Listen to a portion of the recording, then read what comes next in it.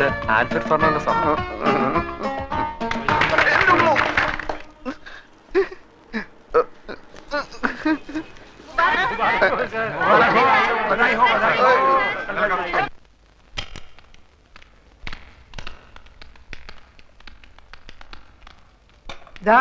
സാരി ഇവിടെ വെച്ചിട്ടുണ്ട്.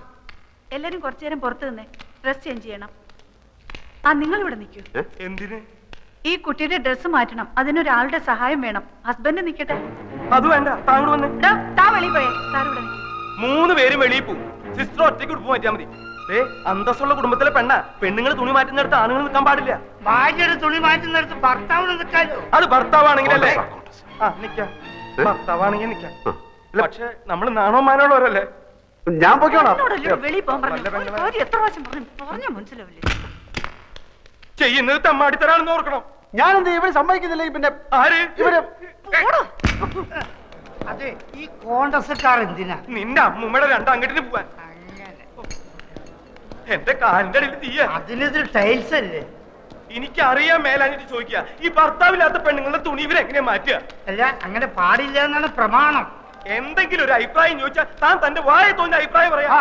ഇയാൾ ചാടി കളിക്കുന്നുണ്ടാ തോന്നുന്നു. ഇയാളുടെ ഭാര്യയുടെ തുണിയാണ് അയാൾ മാറ്റുന്നത്, അയാളുടെ ഭാര്യയുടെ തുണി അയാൾ മാറ്റുന്നത്. നിങ്ങൾക്ക് എന്താണ്?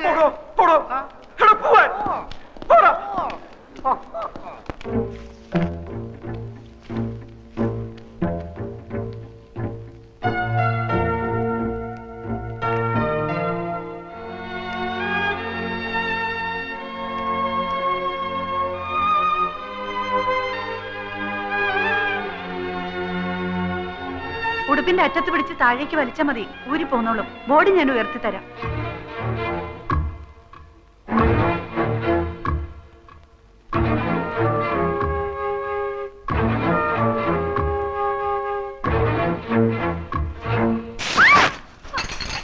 എന്റെ പാവാട ഇങ്ങ് താടോ, എന്റെ പാവാട ഇങ്ങ് താടോ. എടാ, പാവാട തരാൻ. ഇറങ്ങി പോടോ വെളിയില്.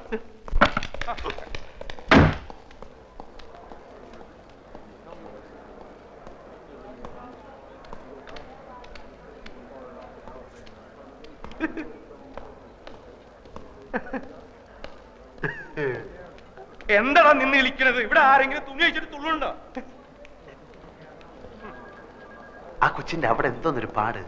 ഇവിടെ കൊച്ചിലെ സൈക്കിളിൽ നിന്നല്ല വീണ വൃത്തികെട്ട കറുത്ത പാടിലുണ്ട് അവിടെ. എല്ലാത്തിനും ഒരു അതിരുണ്ടാ. ഗതി കെട്ടാ നിന്നെയും കൊല്ലും, ഞാനും ചാവും. ഇങ്ങനെയും ഭർത്താക്കന്മാരുണ്ടോ? കണ്ണു അടച്ചോണ്ടാണോ ഭാര്യയുടെ ഉടുപ്പ് മാറ്റുന്നത്? ഇയാളെയൊക്കെ സഹായത്തിന് വിളിച്ച് എന്നെ വേണം പറയാൻ. വൃത്തികെട്ടവന്മാര്.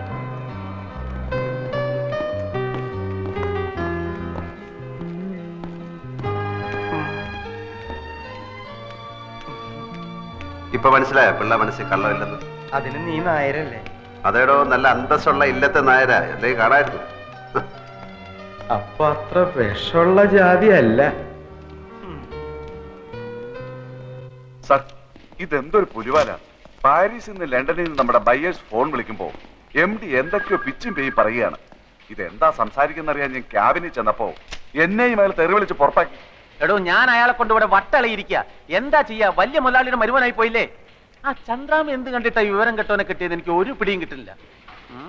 വരുന്നിടത്ത് വെച്ച് കാണാം, അല്ലാതെ. അതായത് സാറിന്റെ കമ്പനിക്ക് എന്റെ കമ്പനിയുടെ തുണി തരാം. കഴിഞ്ഞ 2 കൊല്ലമായി സാറേ ഞാൻ ഇതിനു വേണ്ടി ഇവിടെ കയറി ഇറങ്ങാൻ തുടങ്ങിയിട്ട്. പക്ഷെ മാനേജർ കഴിഞ്ഞ 16 കൊല്ലമായി വേറൊരു കമ്പനിക്കാണ് ഈ ഓർഡർ കൊടുക്കുന്നത്.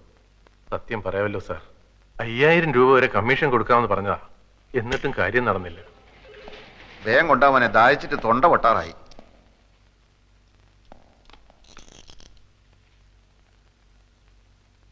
പഞ്ചാര കൂടുതലാണ്, നന്നാറി എസൻസ് ചേർത്തിട്ടില്ല. ഏത് കടയിൽ നിന്നാടോ ഇത്? പോസ്റ്റ് ഓഫീസിനടുത്തുള്ള. ആ ഹമുക്കിനോട് ചെന്ന് പറ, ഇങ്ങനെയല്ല ഗ്രേപ്പ് ജ്യൂസ് ഉണ്ടാക്കാൻ. ഓൻ അറിഞ്ഞൂടെങ്കിൽ ഇങ്ങോട്ട് വരാൻ പറ, നമ്മൾ പറഞ്ഞു കൊടുക്കാം. നാരങ്ങ പിഴിഞ്ഞിട്ടില്ലെന്ന്.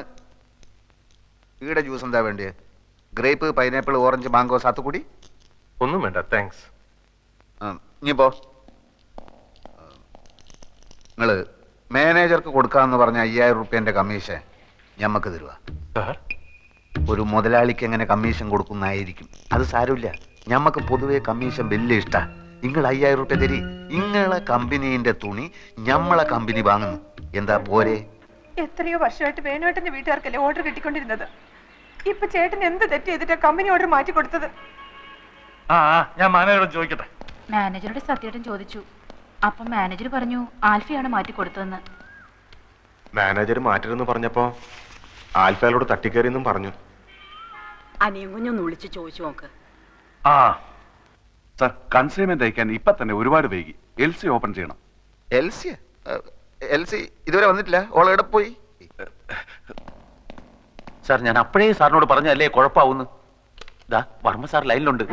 സാറിനോടൊന്ന് അത്യാവശ്യമായി വീട്ടിലോട്ട് ചെല്ലാൻ. നമുക്ക് സൗകര്യം ഇല്ലെന്ന് പറ. അയാൾ വിളിക്കുന്നിടത്തിലൊക്കെ ചെല്ലലല്ലേ നമ്മളെ പണി. അങ്ങോട്ട് വരാൻ സൗകര്യം ഇല്ലാന്ന് പറഞ്ഞു. അങ്ങനെ പറഞ്ഞോ? പറഞ്ഞു സാർ. എന്നാ ഞാൻ അങ്ങോട്ട് വരാം. Okay sir. വർമ്മ സാർ ഇങ്ങോട്ട് വരാന്ന് പറഞ്ഞു. നമുക്ക് അർജന്റായിട്ട് പുറത്തേക്കൊന്ന് പോണം. വർമ്മ സാർ വന്നാ അയാളോട് പോയി പണി നോക്കാൻ പറ.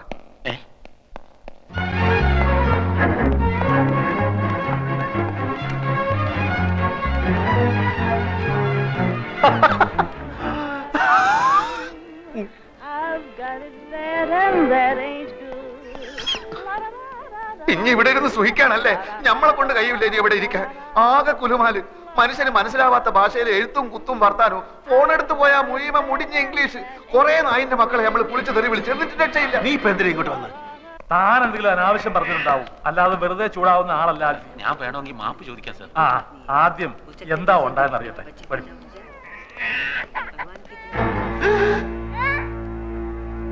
5000 രൂപ വാങ്ങിച്ചോട്ട് 60 ലക്ഷത്തിന്റെ ഓർഡർ നീ കൊടുത്താ? മൈമുന എന്റെ പളയെടുക്കാൻ പിന്നെ വേറെന്താ വൈ? മൈമുനയുടെ എന്നെ കൊണ്ട് ഞാനിപ്പോ എന്ത് ചെയ്യും? ഒന്നുകിൽ ആ പണി വേണ്ടത് എന്നിട്ട് കുറെ കാലത്തേക്ക് ലീവ് ഒന്നും എടുക്കേണ്ട കാര്യമില്ല. ആൽഫിയുടെ അറിവുകൾ കൊണ്ട് സംഭവിച്ചതാണല്ലോ. ഇത്രയും നാള് ആ ഓർഡർ കിട്ടിക്കൊണ്ടിരുന്നത് നമ്മുടെ ഇന്ദുവിന്റെ ചേട്ടനാ. പെട്ടെന്ന് ഒരു കാരണവും ഇല്ലാതെ മാറ്റണ്ടായിരുന്നു. അവർക്കും വിഷമമുണ്ട്. എനിക്കതറിയില്ലായിരുന്നല്ലോ. മാനേജർ പറഞ്ഞില്ലേ? മാനേജർ ഒരു കാര്യം എന്നോട് തുറന്ന് പറയാറില്ല അങ്കിൾ. ആ മാനേജർ എന്ത് ചോദിച്ചാലും കുറെ പേപ്പർ എടുത്തിട്ട് അവിടെ ഒപ്പിട് ഇവിടെ ഒപ്പിട് എന്ന് പറഞ്ഞുകൊണ്ടിരിക്കും. അത് തനിക്കെങ്ങനെ അറിയാം? താനാരാ? എന്റെ ക്ലോസ് ഫ്രണ്ടാണ്. ഞാൻ എല്ലാ കാര്യവും ഇയാളായിട്ട് ഡിസ്കസ് ചെയ്യായിരുന്നു. ചന്ദ്രനെ കാണാൻ വന്നതാണ്. ഏതായാലും കഴിഞ്ഞതൊക്കെ കഴിഞ്ഞു. ആൽഫിക്ക് വല്ലാതെ ദേഷ്യം വന്നു എന്നൊക്കെ അറിഞ്ഞു. അതാണല്ലോ അയാൾ പോയി പണി നോക്കട്ടെ എന്നൊക്കെ എന്നെ പറ്റി പറഞ്ഞു. മാനേജറുള്ള ദേഷ്യം കൊണ്ട് പറഞ്ഞ. അതെനിക്ക് തോന്നി. ആൽഫി വരൂ, അയാൾ പുറത്തു നിൽപ്പുള്ളൂ. ഞാൻ വരില്ല. എനിക്ക് അയാളുടെ മുഖം കാണട്ടെ, എന്റെ കൺട്രോൾ പോവും. അതെന്താ? എന്നോട് ക്ഷമിക്കണം, ഞാൻ അയാളെ കാണില്ല. അയാള് എനിക്ക് അയാളെ കാണുന്നുണ്ടാ? അയാള് മാപ്പ് പറയാനാണ് വന്നത്. കുറ്റവാളികൾക്ക് മാപ്പ് കൊടുക്കുന്ന വകുപ്പ് എന്റെ നിയമപുസ്തകത്തിലില്ല. അയാളെ തല്ലാനായി എന്റെ കൈകൾ ധരിച്ചപ്പോഴാണ് ഞാൻ ഇറങ്ങി ഓടിയത്. വീണ്ടും അയാൾ ഇവിടെ വെച്ച് കണ്ടാൽ എനിക്ക് അയാളെ കണ്ട. ഞാൻ മാനേജ് ചെയ്തോളാം. എനിക്ക് അയാളെ കണ്ട. ഞാൻ മാനേജ് ചെയ്തോളാം. ഓക്കെ, ഞാനില്ല ഇവിടെ. ഓക്കെ, ഞാൻ വിചാരിച്ചത് ശരിയാണ്. തന്റെ ഉള്ളു കുഴപ്പങ്ങൾ. ഇനി എന്തെങ്കിലും പ്രശ്നം ഉണ്ടായാൽ താൻ എന്നെ അറിയിച്ചാൽ. എന്റെ കയ്യിൽ തെറ്റുണ്ടെങ്കിൽ ഞാൻ മാപ്പ് ചോദിക്കാം സാർ. എനിക്ക് അയാൾ ആകെ ടെൻസ്ഡ് ആയിട്ട് നിൽക്കുകയാണ്. മാപ്പ് ചോദിക്കുന്നതൊക്കെ ഓഫീസിൽ വെച്ച് സൗകര്യം പോലെ മതി. ഇല്ല സാർ, ഓഫീസിൽ മറ്റു സ്റ്റാഫുകളുടെ മുന്നിൽ വെച്ച് ഇൻസൾട്ട് ചെയ്താൽ എനിക്കത് മാനക്കേടാണ്. ഇവിടെ വെച്ചാവുമ്പോ എന്ത് വേണമെങ്കിലും പറഞ്ഞോട്ടെ. തല്ലുന്നെങ്കിൽ തല്ലി. മിസ്റ്റർ രവീന്ദ്രൻ, സാറ് സൈൻ ചെയ്താലേ അക്കൗണ്ടന്റ് പണം അടയ്ക്കൂന്ന് പറഞ്ഞു. സാർ,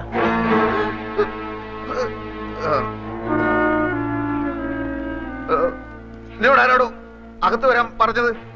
എന്റെ മുഖരിക്ക് കാണണ്ടെന്ന് നമ്മൾ പറഞ്ഞല്ലേ? വലിയ കോട്ടൊക്കെ ആയിട്ട് ഇറങ്ങിയിരിക്കുന്നു. ഞാനൊരു ഒന്നും പറയണ്ട. ഞാൻ ആൽഫി ആയതുകൊണ്ടും അപ്പു എന്റെ ചങ്ങാതി ആയതുകൊണ്ടും നമ്മൾ പറയാണ്, ഇവൻ എന്ത് ആഫീസിൽ നടന്നാലും അപ്പ പൊരയിലേക്ക് വിളിച്ചു പറയും. മേലാൽ എന്റെ ആഫീസിൽ നടക്കുന്ന കാര്യങ്ങൾ പൊരയിലേക്കോ മറ്റോ വിളിച്ചു പറഞ്ഞാൽ നമുക്ക് ഒന്നുകിൽ ഞാൻ അല്ലെങ്കിൽ ഒരാൾ മാത്രമേ ആഫീസിൽ ഉണ്ടായി നോക്കിക്കോളൂ. സാർ, ചന്ദ്രാമയോട് ചോദിക്കും സാർ. 9 വർഷമായി ആത്മാർത്ഥമായി ജോലി ചെയ്യാണ് ഞാൻ. ഒരു കംപ്ലൈന്റും കേൾപ്പിച്ചിട്ടില്ല. ഇക്കുട്ടി നിങ്ങൾക്ക് എല്ലാവർക്കും പറ്റിക്കാൻ പറ്റും. കാരണം ഓള് പാവ കിടക്കുന്ന കടപ്പ് കണ്ടില്ലേ, ഭയത്തടി വെട്ടിയിട്ട പോലെ. എന്റെ പൊന്നും കട്ടെ മോളെ ഇന്നെ ഓർമ്മിച്ച് നമ്മൾ ഇയാളെ വെറുതെ വിടുന്നു. പോ എന്റെ മുമ്പിൽ നിന്ന്.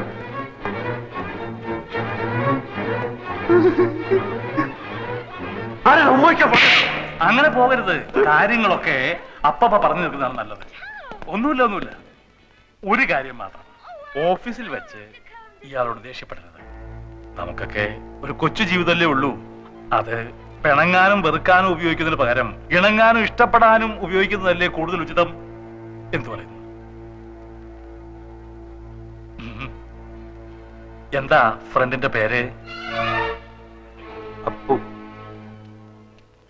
ഓക്കെ, എല്ലാം ഇതോടെ അവസാനിച്ചു.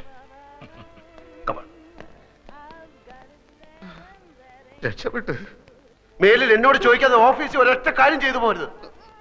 ലോൺ ഒന്ന് കിട്ടുന്നിടം വരെ നമ്മളിപ്പോ എങ്ങോട്ട് പോകണം? ഓഫീസിൽ പോടാ, ഓഫീസിൽ പോടാ, പോടാ. അയ്യേ,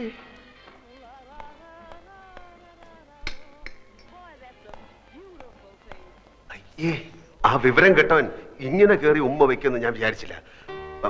കൂടെ ഉണ്ടായിരുന്ന മാനേജർ എന്റെ അളിയനാണ്, അതുകൊണ്ട് എനിക്ക് കയറി പിടിക്കാനും പറ്റിയില്ല.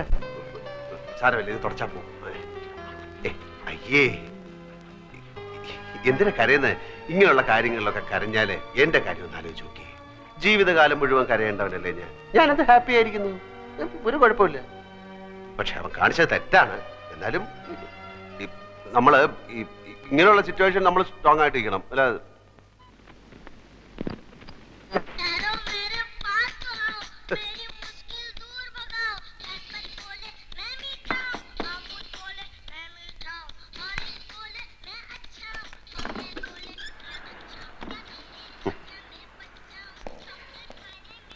My name is Alfred. My name is Alfred. എന്താ? ആരാ? ഭൂതം കുറത്തിന്ന് പുറത്ത് ചാടി. ഇത് മറ്റവനോടാ, അൽഫി. Yes. How do you know my wife? Sir വരണം, സാറ് വരണം. ഞാൻ സാറിനെ എന്തെങ്കിലും മീറ്റ് ചെയ്യുന്ന എനിക്കറിയാം. സാറ് ഇരിക്കണം, ഞാൻ എല്ലാം വിശദമായിട്ട് പറയാം. ഞങ്ങൾക്ക് ആരെയും പറ്റിക്കണമെന്നൊന്നും ഇല്ലായിരുന്നു. നൂറ, സാറിന് ചായ കൊടുക്ക്. ചായയിലൊന്നും ഒതുങ്ങുന്ന കേസല്ലേ ഇത്, നീ കൈകാര്യം ചെയ്യും. How do you know my wife? സാറിന്റെ ഭാര്യ ഞങ്ങൾക്ക് വഴിയിൽ ആക്സിഡന്റ് കിടന്ന് കിട്ടിയതാണ്. നാട്ടുകാരെടുത്ത് തലേ വെച്ച് ചെന്നപ്പോ ആശുപത്രി കൊണ്ട് ചെന്നപ്പോ ഹസ്ബൻഡ് ആണെന്ന് ചോദിച്ചപ്പോ അവരെല്ലാം കൂടെ ഹസ്ബൻഡ് ആക്കിയപ്പോ ഒരുപാട് കോളത്തെ ഹസ്ബൻഡ് ആണെന്ന് പറഞ്ഞ് ഒപ്പിടാൻ പറഞ്ഞപ്പോ ഹസ്ബൻഡ് ആയി പോയതാണ്. അങ്ങനെ ലോൺ കിട്ടാൻ വേണ്ടിട്ട് ഒരു നാടകം കളിച്ചു പോയതാണ്, അല്ലാതെ I am not a chief. I'll call the police. പൊന്നേട്ടാ, പോലീസിനെ വിളിക്കുന്നു. Okay, now explain everything nice to ചേട്ടാ, me. ഗതികെട്ട ഒരു പയ്യന്റെ മനസ്സ് ചേട്ടെങ്കിലും മനസ്സിലാക്കണം. എന്നോട് മാപ്പാക്കണം. ഓനോടൊന്നും തുറന്നു പറയല്ലേ. ഓ നമ്മൾ വിചാരിക്കുന്ന ആൽഫ്രഡ് അല്ല. പിന്നെ ആരാടാ? ഇവന് വട്ട. ഇവന്റെ ഭാര്യ ഏതോ കിണറ്റിൽ വീട് ചത്തു, അങ്ങനെ വട്ടായതാണ്. ആസ്പത്രി കൊണ്ടുപോകുന്ന വഴി കാറിന് ഇറങ്ങി ഓടി ഇങ്ങോട്ട് കയറിയതാ. പിടിച്ചോണ്ട് പോടോ ഇവനെ. Please, you take care of my wife. You know my wife. You know my wife. You please take care of her. Take care of her. I get a lot of things from America. She's a very nice girl. I love her very much. I love her. You take care of my wife. I love her very much. I love my wife. കാലത്തിന് ഒരു കോട്ടിട്ട ബട്ടന്റെ കാലുമല വീഴേണ്ട വല്ല കാര്യം ഉണ്ടായിരുന്നു?